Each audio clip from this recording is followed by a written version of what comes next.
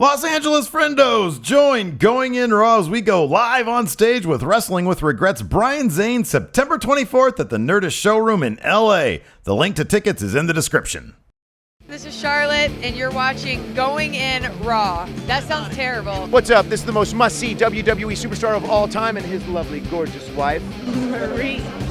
and you are going in Raw. What's up? It's your girl, Sasha Banks, the legit boss, and you are watching Going In Raw. Oh, baby, I like it raw. Oh, baby, I like it raw. And you are tuned in to Going In Raw right now. How you doing? Hey friendo, Steve here. And Larson. And welcome to Going In Raw View, the show here at youtube.com/Steven Larson, where we review old wrestling shows.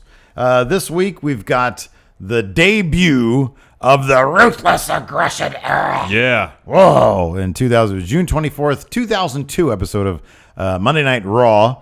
This was post-brand split, right after the brand split, I think, right? It was April 2002. Oh, okay. So, yeah, this is literally just a couple months later. And it was kind of interesting because it was obviously the Attitude Era. It was pretty much dead. Yeah, also another thing that happened right before this was the WWF lost a lawsuit. That's right. Filed by the World Wildlife Fund, so they had to change their name to World Wrestling Entertainment. Yeah. And so if you watch the show, a lot of the people around the ring have the Get the F Out shirts. And there was a commercial, there was a spot during it, like a really cheesy spot that was like, get the F out. So they're in the middle of that. This year, I was looking it up, so it seemed kind of obvious that Vince understood that he had, a ratings boom with the Attitude Era, 3 years prior is when he was able to put WCW out of business. And Vince was still obviously very high on that too, because he mentions that during his opening promo where he talks about this new Ruthless Aggression era.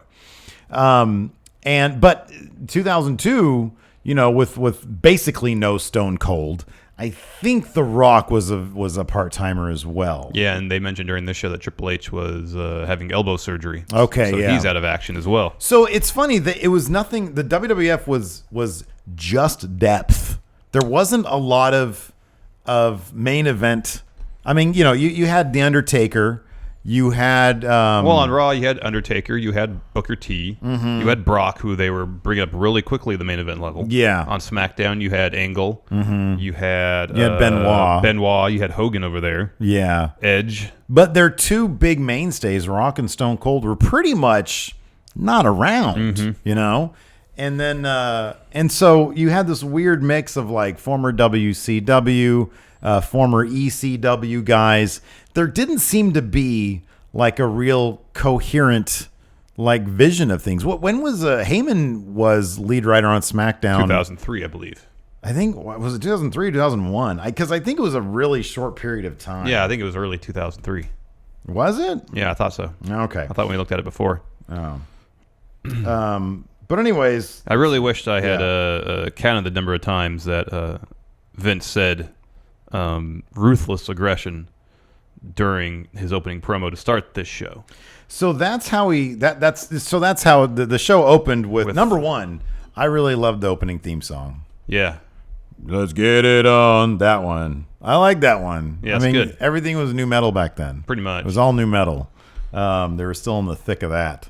But I like the theme song. So yeah, it was good. So yeah, the roster, the Raw roster, or part of it at least. Yeah, minus the big names. We're all lining they're all standing around on the ring apron, and Vince goes inside and he starts talking about this is the reason why I was able to take over everything. Why he was able to be a success. Yeah, was because of ruthless aggression. Yeah, exactly. And he said that a lot. Yeah. He said that many, many times. To answer your previous question, Heyman was the lead writer of SmackDown July 2002 to February 2003. Oh, it was? Okay, that's weird. So right after this, he started writing SmackDown. All right, that makes sense. Pretty much. Okay. Wait, why did Benoit show up on Raw then? I don't know. Okay. I don't know at all. All right. Yeah, Vince walks. He's in the ring. He's dropping this promo, talking about ruthless aggression.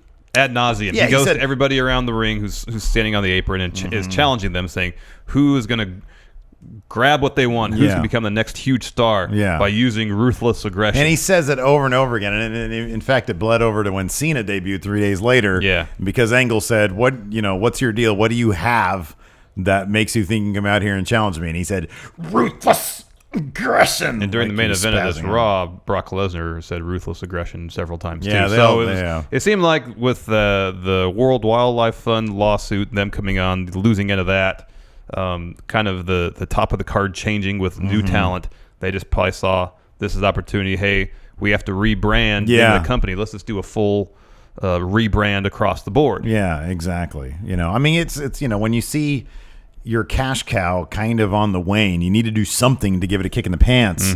And that's what we saw with the ratings. I mentioned that with the ratings, like they were starting to sink off pretty low. I mean, I've seen that, Dave Meltzer referring to that before on Twitter, talking about how, once Stone Cold went heel, things tanked hard, really went south quick. So, but the bottom line is Stone Cold, regardless if he went heel or not, he was not going to be wrestling for very much longer, And they had a lot of great talent. It's just nobody was the anchor that a Stone Cold or Rock was. And so it was, he was doing what Vince was doing, what he could do to try to keep his company or at least have some semblance of where it was 2 years earlier. But that's a difficult thing to do because they were riding there's no competition. High. And there's no competition. So Vince drops that promo. The NWO come out, led by Shawn Michaels. This was the recently returned Shawn Michaels. It was HBK, it was Nash, it was Big Show, and X-Pac. That was the NWO. It was complete. This was the final version. This was NWO final version, right? This is like there was nothing after this. Booker T joined after this, right? Did he join after or before? And they kicked him out. I think they kicked him out before this. That's why he was upset with the NWO. Yeah, I think that's why he had a problem with them. That makes sense. But anyways, they're in there, and speaking of that, so the NWO comes out, and I like when Vince starts calling out the NWO. He says, it was about 2 weeks before this because Booker T wanted a piece of the NWO because of what happened, and that makes more sense. And Vince said, "Well, you know what, Booker." You're not going to take on, I tell you who you're not going to take on in the NWO. It's not going to be Shawn Michaels, because Shawn Michaels, he built his whole career on ruthless aggression. He's an icon. Yeah. Michaels wasn't wrestling at this point, was he? Oh, I thought he was back to wrestle. Was he back to wrestle? I think he was back to wrestle too. Yeah, he was. Okay, all right. And then he says, you're not going to wrestle Kevin Nash because he's hurt. What a surprise. Yeah, and he says, but when you come back, Kevin Nash, if you don't bring it, you're going to find yourself in the unemployment line like your old buddy Scott Hall. So Kevin Nash proceeded to flip him the bird. He did this. Yeah. So instead, Booker T and his tag team partner Goldust. Oh, that was great. Yeah, would take on X-Pac and Big Show. And there's this great bit where Booker T grabs the mic from Vince, and then Goldust grabs the mic from Booker T. Yeah. And then Booker T grabs the mic again, and then Vince grabs it from Booker, and then Booker grabs it again from Vince. But when Goldust gets the mic, he starts saying, he said, you guys think you're so close? Nobody's closer than me and Booker T. We're best friends. We're practically married. And of course that, sets off Booker T. He's like, just, you need to calm down there. Yeah. But they made a great team. Yeah, they did. They made such a great pair. So yeah, there was that. And you have to think that Vince had to really, we've always heard that Vince really wanted Booker T in the WWE or WWF, whatever. And so you could tell that he was really tickled by Booker T to let somebody in there, in character, of course, grab the mic from Vince. And, of course, his character responds the way he should. Yeah, yeah. But still, the fact that he would let Booker T snatch the mic from him. And Booker T was fantastic. He was gold. He was gold. So good. And it's funny, the other standout character that you could tell the crowd would respond to every time the camera would go to him or he would be mentioned was RVD. Crowd, he was the Intercontinental Champion. It was RVD. The crowd he was still 4 years removed from winning the world title. It's insane that it took him that long to put the world title on him. So, anyways, the ring action kicked off with a tag match featuring Bradshaw and Spike Dudley taking on Chris Nowinski and William Regal. Yeah. At this time, William Regal was European champion. Bradshaw was hardcore champion. The APA had been split up by the brand extension. Farouk was on SmackDown. Decent match. Regal ate a clothesline from hell, but Nowinski took that opportunity to roll up Bradshaw from behind for the win. Let me ask you something. What do you think Nowinski's ceiling was? Tall guy. Good shape. Smart as can be. Yeah. Good looking dude. Yeah. Another 5 years if he had stuck around. I don't know. I forget how long he actually stuck around. I don't think very long. I don't think it was very concussions, long. And I think he quit pretty soon after that. I mean, and kudos for him. He had a pretty great career, like, with the CTE yeah, thing. he's still doing that. Yeah, he's still doing that, and he's like kind of at the forefront of the whole thing. Yeah, he's up there. But it makes me wonder if he never, if he never wanted to do good work, if he wanted to stay a wrestler. I always really liked him. Yeah. I remember because I was still kind of watching at the time, and I really liked him, and I thought that he could have gone a long way. Yeah, he probably could have. Yeah. They were really pushing the Harvard thing. Yeah. They showed his yearbook. WWE superstar to graduate from Harvard. Yeah. After that, Vince and Sergeant Slaughter were backstage, and then Vince says, tonight we're going to have a match between Raven and Tommy Dreamer. They had some sort of feud, as he put it, in ECW. But tonight... They had some sort of feud. He kind of poo-pooed their feud in ECW. Oh my gosh, did he? 18-month-long epic feud that was like the cornerstone of ECW, and then they're boiled down to a loser leaves Raw match. I know. And it's like they're begging for scraps. That's what it felt like, because it was like a 6-minute match. I know. And I think it was on commentary during the match. The story centered on, at least for commentary, Raven's bad hair. Yeah. And the fact that which it was. Tommy Dreamer was pretty much disgusting. He would just puke everywhere. Yeah, he would puke eat hair. Yeah. That was his gimmick. So anyways, Vince set up that match, Raven versus Tommy Dreamer. Loser leaves Raw. Mm-hmm. In walks Jackie in a trench coat. Oh, God. And it's lecherous Vince. I don't know why he felt that with the Ruthless Aggression era, he could just keep on doing this. Like, it was so... I don't know why he ever thought this was like ratings material. Well, it's not. Soft pudding is what it is. It's like literally just the most like wannabe porno-ish thing. I know. It's so gross, and it's not. Every time a segment like this pops up on a WWE show, it's like, I just think to myself, I feel so bad. Yeah. For the women involved in this. Jackie was young. I know. She was like 21, 22, yeah, something like that. I feel so bad for them that they have to do that crap. Yeah. So anyways, the Undertaker comes in, and he pretty much points at Vince, is like, what are you doing? What are you doing? It's not what are you doing? It's what are you doing? Yeah. Like, even he was off put by it. Like, come on, man, this is gross. Anyways. So they talk about... Because that segment with Jackie lasted forever. It felt like it, yeah. It just went on and on. And the Undertaker wanted a piece of Jeff Hardy. Yeah, man. Jeff Hardy keeps on getting into business. So that happened later. Mm-hmm. Next up, we had Bubba Ray Dudley versus Eddie Guerrero. Eddie was he was really, dude. Eddie was like, talk about reaching for that brass ring, like in terms of his promo. Because didn't we get like an Eddie promo? Yeah. The Bubba Ray comes out, sets up a table, and then backstage, Terry Reynolds interviewed Eddie Guerrero. Yeah, and he was super intense. It was just fire. Yeah, that giant wire, like axial cable of a vein. Yeah, he was like throwing around serious weight, I'd imagine, trying to get to that main event scene. But he was showing it, man. I mean, Eddie was hot, and it's not a surprise at all that Paul Heyman was able to take. I know. And make him to a true main event. I know. He was so good in the ring. It was a decent match. It was pretty short, though. It was actually really short. Yeah. The finish saw Eddie reverse Bubba Bomb into a roll-up. Yeah. So he picked up the win, and then Eddie attacks Bubba after the match. Ruthless Aggression. Ruthless Aggression. They make the way to the outside, and Bubba ends up powerbombing Eddie through the table he set up earlier. And then Chris Benoit, who's supposed to be on SmackDown. And just, I think, either injured or just about to come back from an injury. Oh, then that would explain. I guess maybe he was returning from injury and so just went to the brand he wanted to go to. So he puts Bubba in the crossface. Yeah. And that's how that match ends. After that, we had this really great Rey Mysterio package promoting his arrival. Yeah, it was rad. It was all just like super quick cuts of like him flying through the air. It was rad. It was really good. It was really well done. It was cool. And it just says, he's coming. Yeah. Yeah, how about this? Then say, he's coming. Get it? Well, okay, Vince. This whole bit was great with Goldust as Crocodile Hunter. Goldust was dolled up like the Crocodile Hunter. Rest in peace. And he was venturing into the mysterious NWO locker room. Yeah. Where he found Big Show sleeping. And so he started doing a thing about the Big Show and how smelly he was. Yeah. But look at how big he was.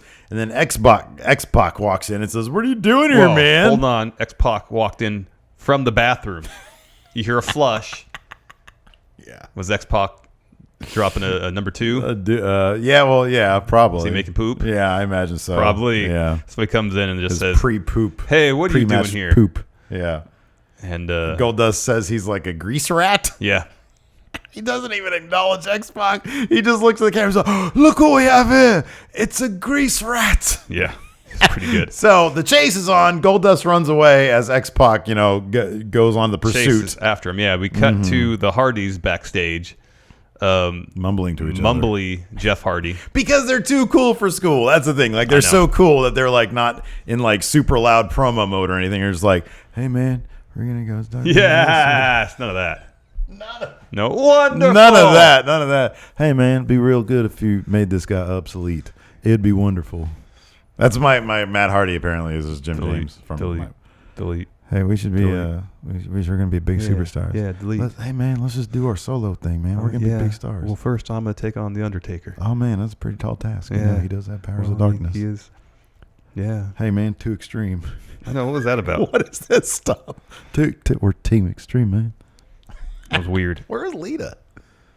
Good question. Probably injured. Yeah, probably was hurt. A lot back so then. we're back to X-Pac chasing after Goldust. Goldust goes around a corner. This really needed some yakety sax. I know. X-Pac follows, and then Booker T comes in through a doorway, hits X-Pac murders him over the head with a garbage can lid. With a garbage can lid. It was fantastic. Booker T cuts a promo on X-Pac laying there unconscious. It was great. And does the sucker thing. How did X-Pac not crack up? How did anybody stand there with Booker T and not just lose their crap? Because, my God, he was hilarious, and he kept the straight face the entire time. It was great. Yeah. It was so great. So good. Next, we have Tommy Dreamer versus Raven. This match was bereft of anything resembling drama. For a match involving someone leaving the show, yeah, it literally just felt like they were both going through the motions. You know what's great about this, though, is that, man, Raven really did. So, like, Raven ended up, he lost this match. It was only like a 6-minute match. It was a really short match. It was really sad. Raven then moved over to Sunday Night Heat. So he left Raw and went to a show which I thought was just a clip show and a dark match show. Yeah, I didn't think there was a full roster just for Sunday Night Heat. They were going to give him. I remember mentioning this on the Vince Russo podcast he guested on. He was going to do a 7 circles of hell feud storyline thing with him, and then I forget who else. And originally, I guess it was greenlit, and then they decided to poo-poo it at the last minute. But imagine that. A guy gets knocked down to Heat, wants to bring some creative juices to the show, which otherwise has nothing going for it, and they say, no, we don't want to do that. Lame. Come on. I think he tried to do it later on like TNA or something. Anyways, next up we had Paul Heyman, and was this the one with Lesnar's shadow? Yeah. Okay, yeah. Paul Heyman cool. was talking to Lesnar's silhouette, which is, it was pretty cool. Lesnar was just still Lesnar. Like, talk about being like perfectly packaged the moment he stepped up. Oh, I know. Because he was in the WWE for such a short amount of time for that first run. It seemed like he was there for a while. It was only 2 years. Dude, I thought it was like 4 or 5 years. No, it's a couple years. It was a couple years.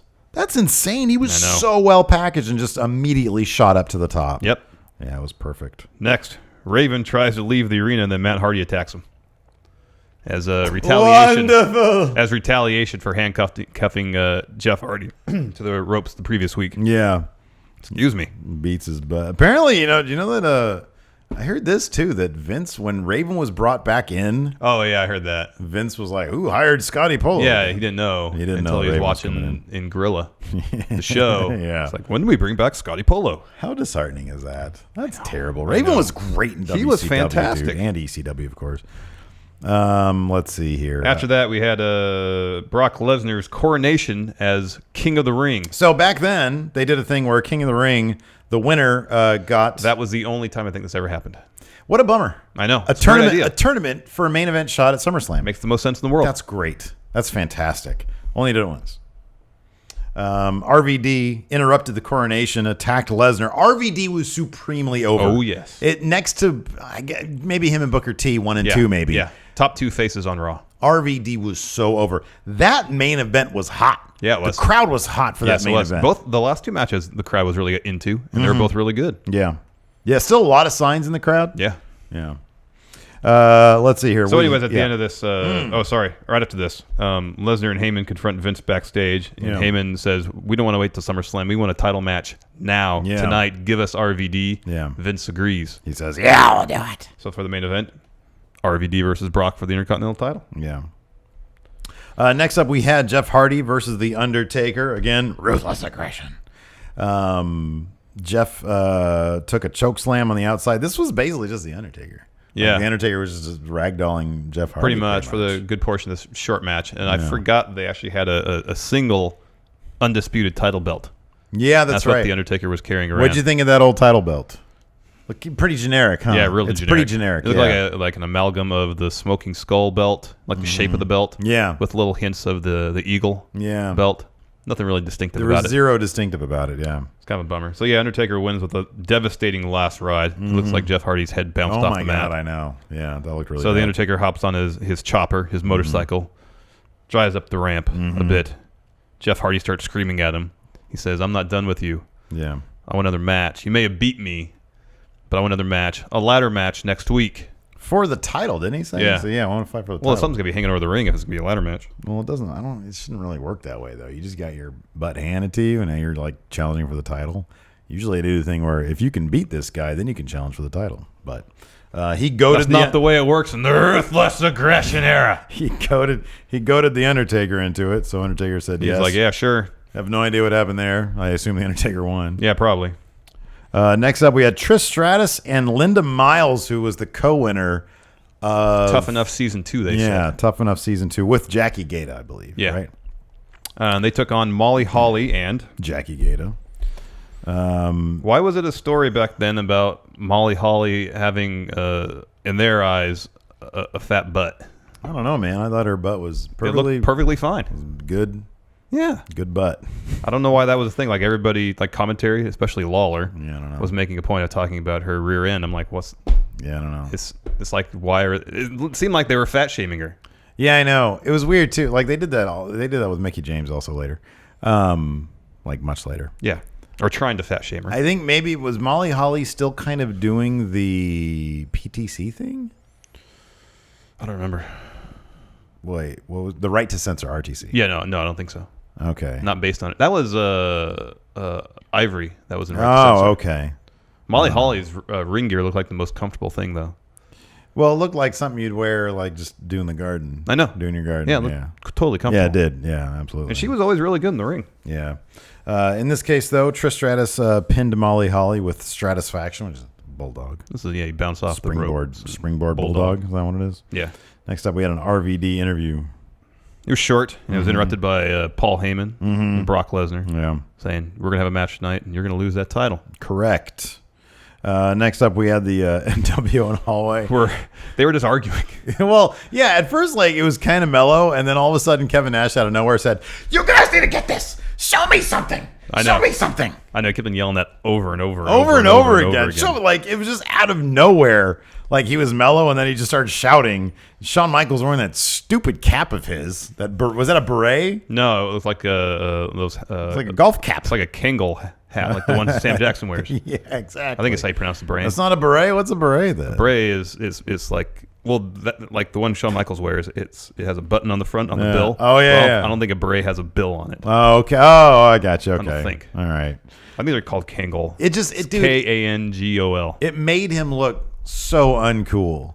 That's the thing about this version. Well, back then that was cool, man. No, it wasn't. Yeah, it was. Dude, that was not cool. I used to have one of those hats. Tucked in. Yeah, but you didn't wear it like that. And then his hair was like just shortish, and he looked so nerdy. It was like the nerdiest version of the NWO. And Nash really came off like he knew it was just so nerdy because Scott Hall wasn't there. Yeah. You know? Yeah. The crowd didn't really seem to care about the NWO at this point. Because it wasn't the NWO. Not and really. there was no threat there. There was no legitimacy there. No, not when Vince was praising Shawn Michaels at the beginning of the show. There's no threat. Exactly. They weren't disrupting anything. No, but the tag match involving X-Pac and Big Show versus Booker T and Goldust was a lot Yeah, it was a good match. The crowd was into it. Mm-hmm. Booker T was great. Is great. Goldust had some good moments. Yeah. X-Pac, dude.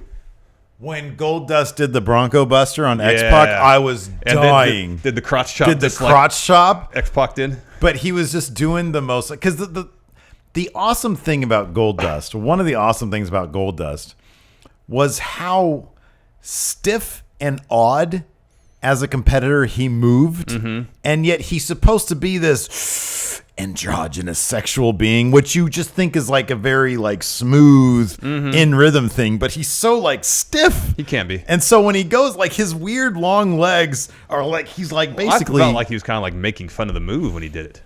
I think this is how he did. I think you're right, but also to watch him do it the way he does it, it was just hilarious. It was just so bizarre. Funny. It was funny. It's so bizarre, but I got a kick out of that. Setting up Big Show for the nut kick in the corner. Mm-hmm, yeah. The theatrics involved with that were great. Yeah. Booker T is fantastic. Yeah.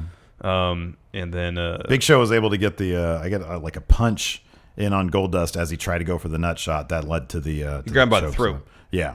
Back then, Big Show's chokeslam was great. Mm-hmm. So he'd pick him up. Oh, dude, and put his hand on the guy's rear end and hold him up there for a while, and then fall with him down. It was fantastic. I started to like juxtapose this Big Show match with Big Show versus Braun when Braun was running at him and he gave the punch. But you're right, he reached out and grabbed his throat. The knockout punch for Big Show didn't exist then. No, it did not. But fun match, and the crowd was super into it. Yeah, they were. Next up, we had Brock Lesnar. Oh, the main event was Brock Lesnar versus RVD.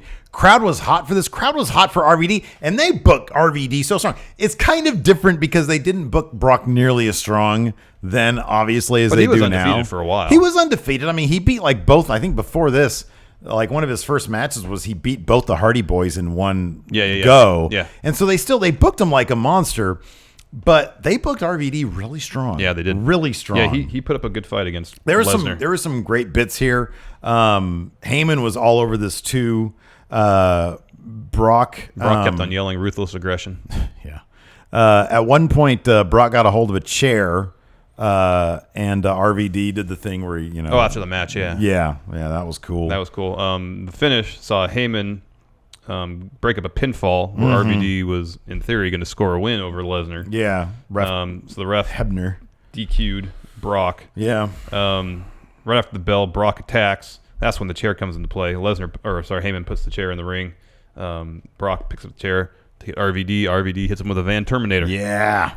And then RVD hits a 5-star frog splash on Heyman after punching him a couple times. Mm-hmm. Lesnar then comes to, grabs RVD, power bombs him through the announce table. Dude, there were two bits. There was one where it was, I think RVD, I don't know, he did sort of some jumpy move where he ended up like on Brock, like up high. Yeah. And Brock just threw him down. Yeah. And there was so much force to that. And then this power bomb where it looked like the small of RVD's back hit the edge of the table. Just got shattered. I mean, man, that looked rough.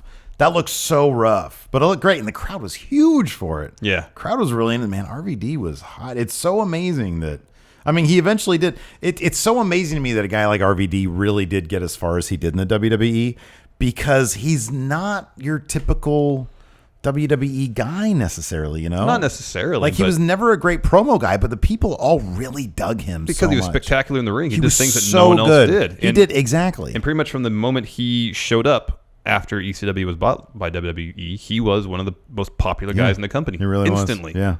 Yeah. And it didn't. I'm still surprised it took him 4 years after this to put the belt on him, based on his popularity. Yeah. I mean, it ended up working out because it's the perfect show to do it. Oh, it was perfect. So yeah, that was so great. Things work out, I guess. Yeah.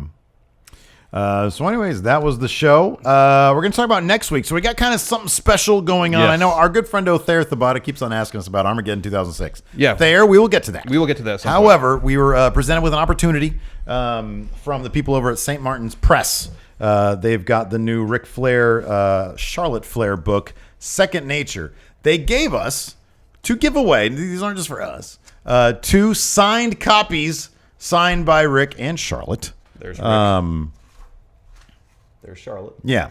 So we figured we would incorporate this. We'd give these things away, and we'd kind of incorporate it in our Going In reviews. Because the book, I haven't read, like, I'm only like a couple pages into it because I haven't really had time. But so far, it's a really fascinating read. Like, the very first thing we get with Ric Flair is him talking about how it was revealed to him who his final opponent would be, and how Vince presented him his retirement storyline, and how Rick felt about, you guys are retiring me? Okay, that kind of thing. Because Vince is just going to retire people when he sees fit, I guess.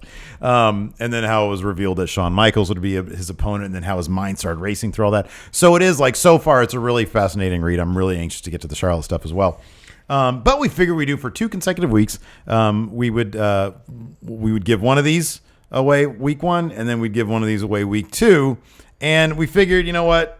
We're just doing an art contest. Yeah. We've done those before. Yeah, we've done them before. They're always a lot of fun. We get a lot of great entries and people who, aren't even great artists. Yeah. So you don't have to be a great artist. Just put your art skills to the test. Try to be, if you're not a good artist, try to be clever with it. I don't know. Yeah.